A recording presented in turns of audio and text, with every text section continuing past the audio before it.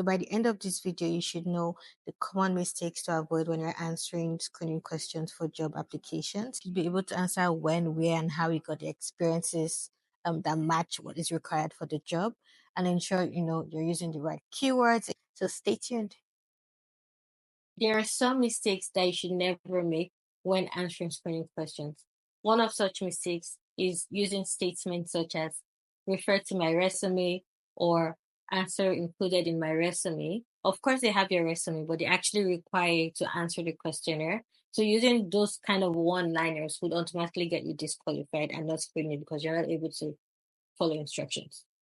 Another thing is using statements such as, although I do not have this experience directly, or using statements such as, oh, although I only have this experience in academia, because again, it means that you're already discounting that you have the experience. And the first and second lines of your answers could either determine if the hiring manager is having to read through or if they're moving to another candidate. So I'm going to be answering 2 questions so that I would show you how you should be properly answering screening questions. So one of the questions that are commonly asked both across federal and provincial jobs is your education and how your education relates to the role. It's important that when you're reading through screening questions, you take note of all of the information that they want included. So they want you to include your level of credential, the name of the program, what area of focus. So if you had any area of specialization during the program or courses that are relevant to the role, the start and end date of the program, and what college or university you actually got the education from.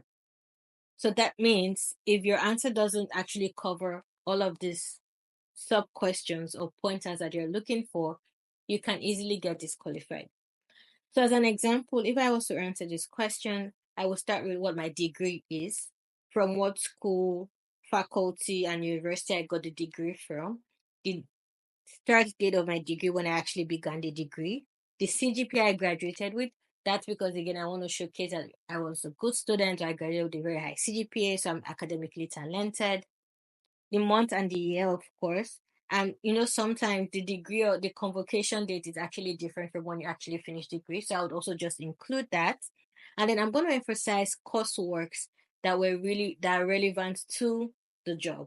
So if I had courses that had to do with like administration or database management, organizational skills that I learned from, anything that had to do with planning, I'm going to include those courses as as my area of focus during the degree.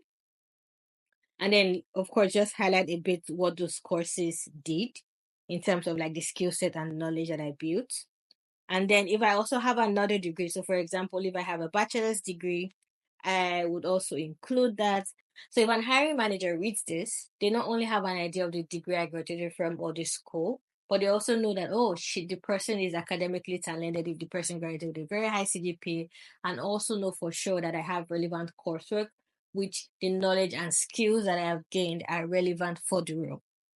So if you remember when we read the job profile, one of the qualifications or requirements for the job was that the person needs to have administrative support experience in an office environment. And so this is one of the screening questions, because then you have to describe in detail how you obtained this experience. So if you look at the prompt for the question, you would see that they've also included key things that they want your answer to contain. And so this includes when you had the experience, what employer you had the experience. And a key thing to note is that most times some screening questions would have word limits. Generally, my advice when you're answering screening questions is to not actually answer directly on the job application. Have a Word document where you copy and paste your answers. So build your answers in your Word document. You can copy the questions there. And then when you're done, you can copy them back into the job application, because that helps you to want to track the word count. So this one, I think it's up to 200 words, 200 to 250 words that they accept. So when you have your Word document, you can also track the word count. And then again, it also means when you're applying for other applications, you may not necessarily need to start from scratch because you already have the Word document and you can easily copy and paste and modify answers as needed. So here, if I was going to answer this question, so first of all, I'm going to select, what's applicable here. So have I had this experience for more than 3 years, or at least 2 years, or less than 3 years? So let's just click on 3 years or more.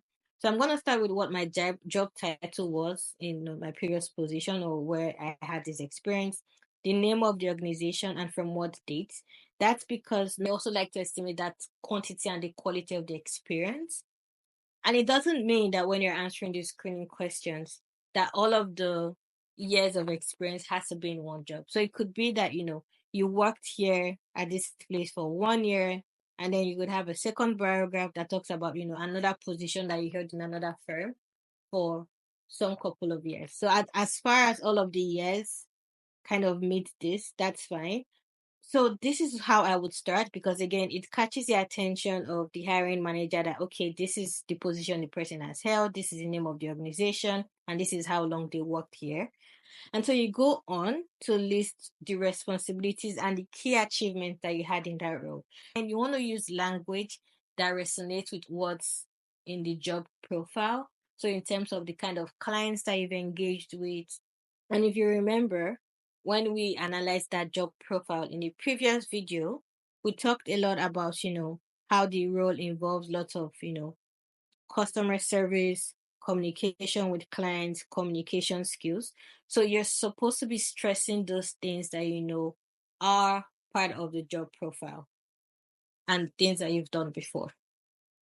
Experience doesn't always have to include paid experience. It also could include voluntary experience or even experience that you got when you were doing your master's or postgraduate degree or undergraduate degree. So here I've included an example of how you can cite experience that was gotten during your graduate degree. So you could talk about specific courses and specific skills that that were gained during those coursework. And sometimes when you're in a graduate degree, you have to use different software or tools. And so you could, for a position like this that requires proficiency in Microsoft Office suite, you can cite, you know, using different types of Microsoft Office suites like Excel, Word, PowerPoint during your graduate degree, during projects, during writing reports or writing assignment, and as an example of how you gained those skills. One mistake that I think people make as well is, for example, if you say you have 3 years or more experience in this, it doesn't mean that you also must have 3 or more experience in this. It could be that yes, you do have 3 or more experience in this, but the years of experience do not need to be consistent. So, for example, if I only have 1 year or 1 year of experience, it is I'm going to mark this. So again, it's not compulsory that the years of experience have to be consistent all through the answers. As far you're meeting the minimum requirement, which I think 1 year for this job, it's fine that you could take any of this, depending on years of experience that you have, and to ensure that your answers actually capture that many years of experience. So for this question, making sure that, if you have 3 different experiences in 3 different places, make sure that the dates that you're including actually match up to 3 years or more. So when answering screening questions, you should aim to answer all of the questions.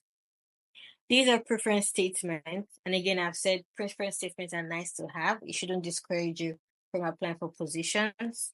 One of the common questions I get is what happens when you actually do not have the exact experience, but you have something similar. I would say take this similar approach of stating what your position was, the organization, the length of time. Name the skills that you got from that particular position that are similar to what is required for this job.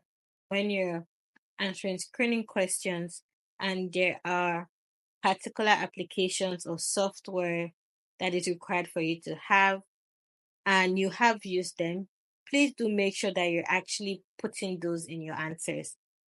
The hiring manager is not going to assume that you know them by just saying, oh, I have used these databases applications before. Be sure to name them explicitly that yes, you have used these applications. It's the same thing, like, for example, if you're applying for a position that has to do with writing, and part of it is, say, you need to be able to write things like briefing notes, presentations. Do write explicitly in your answers that you've written briefing notes or done presentations before. Now you know how to answer screening questions. And so the next stage usually is assessment. So if you're someone who has been filling assessment, or you do not just know how to go about the process, you do not want to miss the next video where the series has been helpful to you, Do not forget to like, share, subscribe,